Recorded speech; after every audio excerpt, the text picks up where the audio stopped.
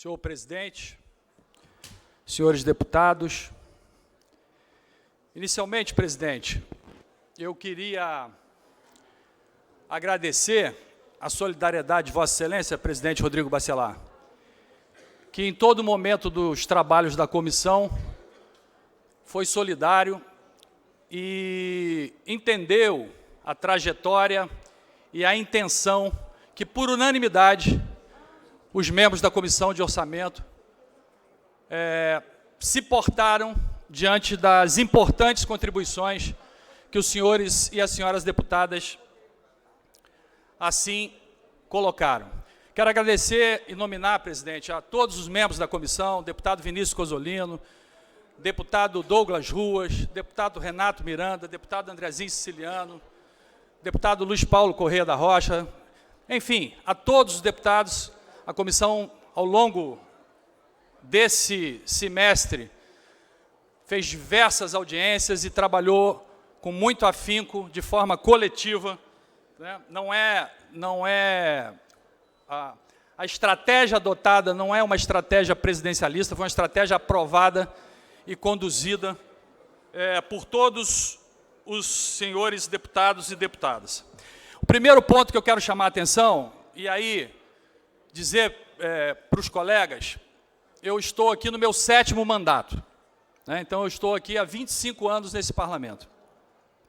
E todo momento, presidente, e eu já observei aqui, todo momento que o governo, infelizmente no Brasil, e isso vem diminuindo, isso vem se aprimorando, mas o orçamento procura deixar de ser uma peça de ficção. Eu acho que é função dos parlamentos evitarem que os orçamentos se tornem uma peça de ficção. Eu já vi momentos aqui nessa casa muito parecidos com os momentos que a gente vislumbra para o futuro e, de forma não correta, no meu modo de entender, se maquiou o orçamento. Então, eu quero saudar aqui o governador Cláudio Castro por mandar um orçamento que pode trazer ônus político, mas ele é real. A principal forma de solucionar um problema, o primeiro passo para solucionar um problema é admitir que ele existe, é dar transparência. Senhores colegas deputados, e eu tenho certeza que esse parlamento não vai funcionar como Titanic. Nós precisaremos estar muito atentos. Deputado Dionísio Lins, Vossa Excelência, que também está aqui há muito tempo. Nos próximos 3 anos, nós estamos com um déficit de 18 bilhões e 300 milhões. Isso é muito grave. Isso precisa de compreensão e de atenção. Isso não é uma coisa comezinha. Então, a questão da transparência é um ponto fundamental que a gente não pode deixar de fazer esse registro, porque em outras ocasiões se maquiaram o orçamento e a gente não teve um bom encaminhamento. A segunda questão que eu queria colocar, e aí fazer um registro especial ao deputado Luiz Paulo Corrêa da Rocha, que é o esforço que esse parlamento fez na gestão passada, de aprovar a emenda, e uma emenda que todos sabem do quórum qualificado para a emenda, então do esforço de todo o parlamento, numa iniciativa do deputado Luiz Paulo, de se constitucionalizar o plano estratégico. Pela primeira vez, nós hoje aqui estamos fazendo história. Nós somos o primeiro parlamento no Estado, a primeira legislatura, que vincula o plano estratégico à Lei de Diretriz Orçamentária e aos futuros planos plurianuais. Ou seja, nós estamos construindo um horizonte de 30 anos de planejamento, fatiado pelos 4, 5, 6 planos plurianuais. E aí, senhores deputados, eu quero tornar pública mais 2 preocupações. Não é só o déficit. A folha de pagamento do nosso Estado, deputado Mink, hoje representa 77% da receita corrente líquida. a lei de recuperação fiscal, se nós não estivéssemos no regime de recuperação fiscal, qualquer prefeito de uma cidade pequena que tivesse esses índices, estaria com as suas contas rejeitadas pelo Tribunal de Contas.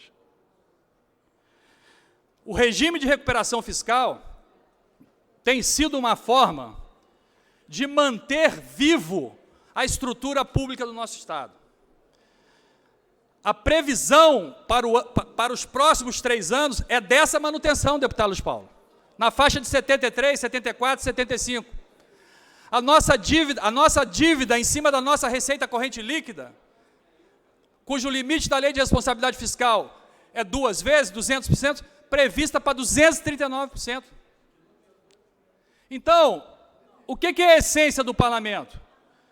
E por que e aí agradeço mais uma vez o deputado Rodrigo Bacelar, porque foi uma decisão política, e agradeço ao governador que compreendeu a decisão política, e nesse parlamento as coisas não são unânimes, houve resistência, calor, mas esse deputado aqui é velho, ele está acostumado a enfrentar o calor, deputado Rodrigo Bacelar. Já enfrentamos enormes dificuldades nessa casa, com bomba, né, discussando, e esse deputado a mão não treme, não tem receio de fazer o bom debate, de fazer discussão com vaias, pessoas de costas, mas essa é a beleza do parlamento. E o que nós estamos fazendo aqui, e eu acho que aí, quando a gente fez o esforço, não foi o deputado André Corrêa que fez o esforço, foi a comissão de orçamento, foi a solidariedade política do deputado Rodrigo Bacelar, porque nós refletimos aqui 70% das inquietudes dos senhores deputados, né, e que estão hoje materializadas. E aí, eu quero ver se tem algum deputado aqui, entre os colegas, entre os 70, que é contra, por exemplo, se adequar o piso do magistério. Eu duvido que alguém levante e fale assim, eu sou contra o piso do magistério, eu sou contra o piso da enfermagem. E nós fizemos questão de deixar explícito essa preocupação do parlamento na principal lei orçamentária, na principal lei de um parlamento. O parlamento se originou justamente, né, na Inglaterra, quando quis se controlar o que gasta o rei. E é justamente nesse momento. Agora, na hora que chegar o orçamento, nós vamos debater quanto custa implantar tal medida. Custa X. Tá bom, nós concordamos, mas vamos tirar o dinheiro da onde? É esse debate que enriquece o parlamento. Que nós vamos fazer esse debate. Nós vamos fazer esse debate. Então, senhores deputados e senhoras deputadas, nós acatamos justamente para gerar esse debate, acatamos mais de 60%. Qual o Estado, a preocupação do deputado Rodrigo Amorim, que é uma pessoa que, nosso presidente da Comissão de Constituição e Justiça, que defende, né, o serviço público, mais concursos, né? Incorporamos a questão dos concursos. Qual o parlamento que não quer concurso público? Agora, vamos dimensionar quanto é isso e vamos discutir à luz de números, porque a lei de diretriz orçamentária, ela coloca os grandes números. É no orçamento que a gente discute, né, onde põe, onde tira, né, e eu acho que a lei de diretriz orçamentária vai esquentar esse debate. Como eu disse aqui, eu só me permito, para concluir, presidente, registrar também, que é óbvio, todo mundo sabe aqui, né, a base do governo, e eu sou um deputado da base do governo, né, a base do governo aqui, ela é majoritária. E, obviamente, tem um ditado aqui no parlamento, que eu não gosto desse ditado, e que eu sempre procurei superar esse ditado ao longo desses 7 mandatos, que diz o seguinte: governo é placar e oposição é plateia. Mas isso não é bom. Isso não é bom. Né? É bom que a gente procure o entendimento. É bom que a gente construa pontes. E da mesma forma que a gente permite e que a gente estimula e que a gente fica feliz de ver verbalizada uma emenda, mesmo que seja subemenda, porque o deputado pode refletir nas suas bases e materializar aquilo que é a inquietude dele, aquilo que ele representa aqui. Então, com todo respeito à bancada do PSOL, tem um diálogo fraterno com a bancada do PSOL. É um erro muito grande votar contra o orçamento. É um erro. Orçamento não é uma questão de oposição, não é uma questão de governo, é uma questão de Estado. É um erro. É um erro. Na questão do orçamento, a briga tem que ser interna. É a forma como a gente tem que colocar. E dizer, né, com muita fraternidade ao deputado Flávio Serafim, né, e a deputada Dani, né, que fizeram aqui críticas, vão votar contra o orçamento, felicitar a bancada do PT, que é uma bancada de oposição, que vai votar a favor do orçamento, felicitar o deputado Luiz Paulo, que é um deputado de oposição, e que contribuiu imensamente com a confecção do relatório. Tem as suas divergências? Tem, mas quer que o orçamento não fique, deixar de ser executado por duodécimo.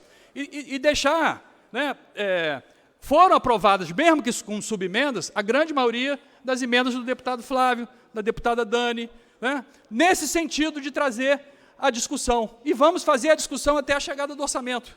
Vamos fazer a discussão até a chegada do orçamento.